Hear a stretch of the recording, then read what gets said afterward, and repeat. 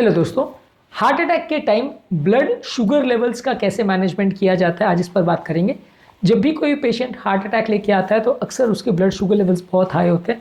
पहले का अगर डायबिटिक ना भी हो तो भी काफ़ी चांसेस होते हैं कि ब्लड शुगर लेवल 400-500 तक भी पहुंच सकते हैं। अब ऐसे केसेस में ब्लड शुगर लेवल्स को कैसे कंट्रोल किया जाएगा, क्या इससे स्पेसिफिक प्रॉब्लम्स हो सकती हैं, क्या इश्यूज हो सकते हैं, डायबिटिक कीटोएसिडोसिस अगर हो जाए तो क्या इशू होते हैं, आज इस पर बात करेंगे। क्योंकि हार्ट अटैक के टाइम ये बढ़ा हुआ ब्लड शुगर अपने आप में एक चैलेंज होता है जिससे आपका पेशेंट का मैनेजमेंट स्ट्रैटेजी काफ़ी हद तक चेंज हो जाता है। तो आज इस एस्पेक्ट्स पर बात करेंगे। टॉपिक पर जाने से पहले जो लोग हमारे चैनल पर नए हैं उन्हें रिक्वेस्ट करूँगा कि चैनल को सब्सक्राइब करें, वीडियोज़ को लाइक करें, शेयर करें, फॉलो करें, कमेंट करें, पूरा देखें।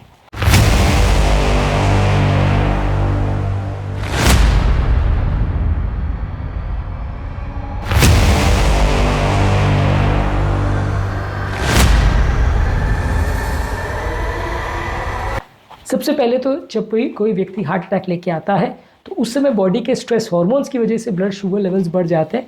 ये स्ट्रेस हार्मोन्स बॉडी के जो ग्लूकोज स्टोर्स हैं उसको एक्टिवेट करते हैं जिसकी वजह से ब्लड शुगर लेवल्स बढ़ जाता है। ब्लड शुगर लेवल्स बढ़ाना एक बॉडी का स्ट्रेस रिस्पॉन्स है क्योंकि इस समय बॉडी चाहता है कि पूरी एनर्जी हो।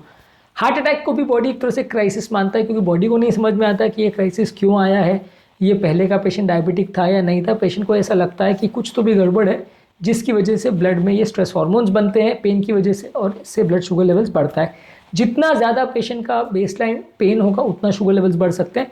और अगर पहले का पेशेंट डायबिटिक हो यानी उसका शुगर लेवल्स कंट्रोल करने का सिस्टम बॉडी का ख़राब हो तो वैसे केस में ब्लड शुगर लेवल्स और ज़्यादा बढ़ेंगे। नॉन डायबिटिक में भी शुगर लेवल्स बढ़ सकते हैं पर वो थोड़े बढ़ते हैं। अगर पहले का पेशेंट डायबिटिक हो तो वैसे में 400, 500, 600 तक भी शुगर जा सकता है। हालांकि कभी कभी नॉन डायबिटिक में भी इस लेवल तक जा सकता है लेकिन सब केस में नहीं होता। पर हाँ, ये चीज़ें आपके ओवरऑल ब्लड शुगर लेवल्स और आपके पेन और स्ट्रेस हार्मोन निकलने के लेवल और बॉडी के उसके रिस्पांस मैकेनिज्म सब पर डिपेंड करता है। इसलिए एग्जैक्टली कह पाना मुश्किल है कि किस में कितना बढ़ेगा। पर हाँ, बढ़ता है ज़्यादातर पेशेंट्स में। इस तरह के पेशेंट्स में हर एक पेशेंट को ट्रीट करना आवश्यक नहीं है क्योंकि जैसे ही पेन कम होने लगता है, स्ट्रेस हार्मोन्स बॉडी में कम होने लगते हैं तो बहुत सारे पेशेंट्स को एक आध डोज इंसुलिन का देने के बाद या कई बार बगैर दवा के भी मैनेजमेंट करने से अपने आप ही थोड़े टाइम में ठीक हो जाता है। तो इसके लिए इतना पैनिक करने की ज़रूरत नहीं है। अगर 200-250 शुगर हो भी गया तो उससे इतना कोई बड़ा इशू नहीं होने वाला है। प्रॉब्लम तब आती है जब शुगर 250-300 से भी क्रॉस कर जाता है या 400-500 के लेवल पर पहुंच जाता है, तब ज़्यादा दिक्कत आती है क्योंकि वैसे टाइम पे बॉडी में एक टॉक्सिक पदार्थ जिसे कीटोन बॉडीज बोलते हैं वो बनने लगता है क्योंकि बॉडी अपना ग्लूकोज को यूटिलाइज नहीं कर पाती है।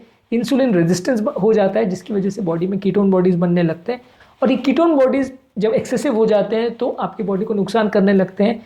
आपकी बॉडी में सडनली एक्स्ट्रा स्ट्रेस क्रिएट हो जाता है, पीएच लेवल्स बॉडी के कम होने लगते हैं और ये कभी कभार जानलेवा भी हो सकता है।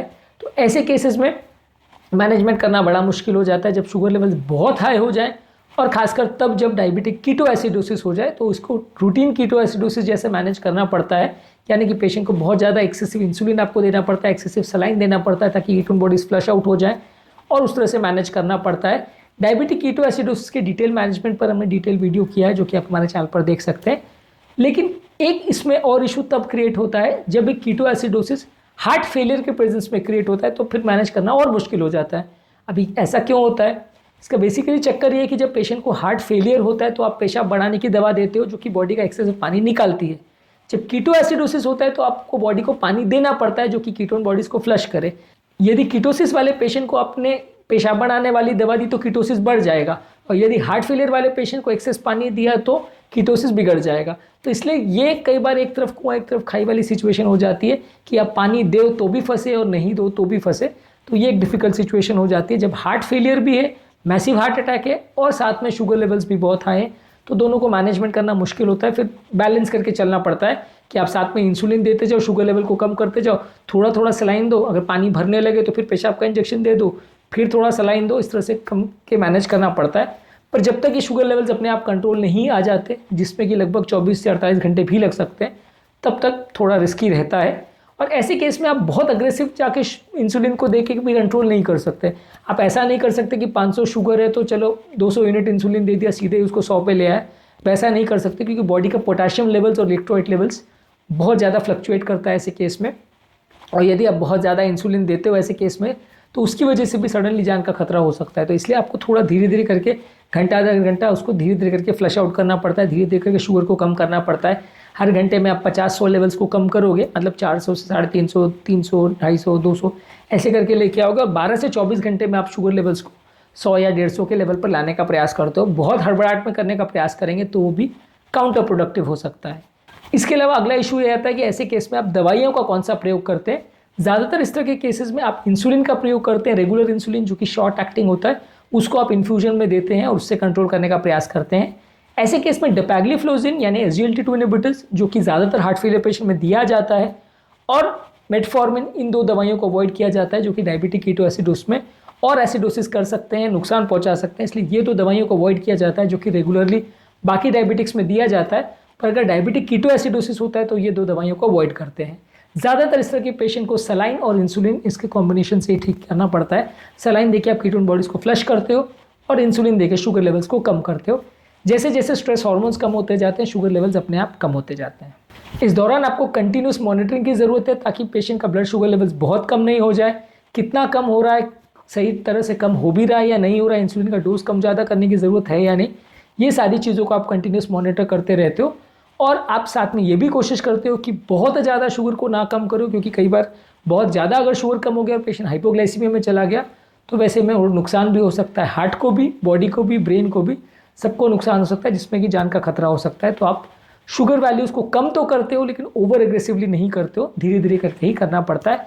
हर घंटे में पेशेंट का शुगर मॉनिटर करना पड़ता है और उस पर डोज को एडजस्ट करना पड़ता है। यदि शुगर लेवल्स बहुत ज़्यादा है तो आप उसको धीरे धीरे करके कम करते हो। दवा का रिस्पांस अगर नहीं आ रहा है तो इंसुलिन का डोज बढ़ाते हो, अगर ज़्यादा आ रहा है तो डोज कम करते हो, और धीरे धीरे करके 6-8 घंटे या 12 घंटे में आप शुगर लेवल्स को 500-600 जितना भी वैल्यूज़ है उससे 100-150 के आसपास लाने की कोशिश करते हो। सीधा 100 के नीचे लाने का कोशिश नहीं करते हो क्योंकि उसमें उल्टा नुकसान हो सकता है। आप उसको 100 से 150 के बीच में मेंटेन करते हो और फिर कंटिन्यूसली आप जैसे ही शुगर आ गया तुरंत ही इंसुलिन बंद कर दो, वैसा भी नहीं है। आप उसको मेंटेन करते हो और फिर जैसे जैसे पेशेंट का कंडीशन स्टेबल होते जाती है आप टैबलेट्स को धीरे धीरे करके चालू करते हो। अगर कीटोएसिडोसिस हो गया है तो वैसे में कोशिश आप ये करते हैं कि 24 से 48 घंटे तक पेशेंट को इंसुलिन पर ही रखें और फिर डिस्चार्ज के टाइम पे वापस टैबलेट्स को स्टार्ट करें। तो ये सारे थोड़े एडजस्टमेंट्स करने पड़ते। ज़्यादातर इस तरह के केसेस में मल्टी डिसिप्लिनरी अप्रोच, जहाँ पे cardiologist, heart failure specialist, intensivist और डायबिटोलॉजिस्ट सब इन्वॉल्व हो तो बेस्ट पेशेंट को रिजल्ट्स मिलेंगे, क्योंकि इसमें कई पेचीदगियाँ होती है, कई टेक्निकल इश्यूज़ होते हैं जिसको मैनेज करना कई बार मुश्किल होता है और हर पेशेंट का रिस्पॉन्स पैटर्न अलग होता है, इसलिए इसको मैनेज करना अक्सर मुश्किल होता है। शुगर लेवल जब बहुत हाई होते हैं तो बॉडी का ओवरऑल रिस्पॉन्स पैटर्न, मृत्यु दर, स्टेंट में क्लॉट होने का दर, इन्फेक्शन होने का दर, ये सारे रिस्क बढ़ जाते हैं।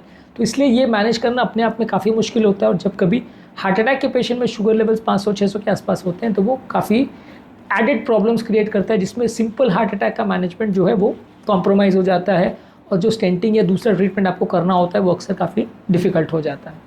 आज के टॉपिक में हमने बात करी कि यदि किसी व्यक्ति को हार्ट अटैक होता है और उसमें शुगर वैल्यूज़ अगर बहुत बढ़ जाती है तो उसको कैसे मैनेज किया जाता है, क्या क्या चीज़ों से हम उसको कंट्रोल करते हैं।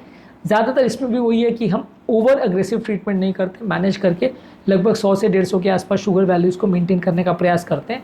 बहुत ज़्यादा कम करने के भी नुकसान है और बहुत ज़्यादा रहने देने के भी बहुत नुकसान है, इसलिए एक बैलेंस्ड अप्रोच रखना पड़ता है। ज़्यादा दिक्कत तब आती है जब डायबिटिक कीटोएसिडोसिस हो जाता है। उम्मीद करूँगा कि आज के टॉपिक में कुछ नया जानने को मिला होगा। टॉपिक एंड करने से पहले जो लोग हमारे चैनल पर नए हैं उन्हें रिक्वेस्ट करूँगा कि चैनल को सब्सक्राइब करें, वीडियोस को लाइक करें, शेयर करें, फॉलो करें, कमेंट करें, पूरा दें।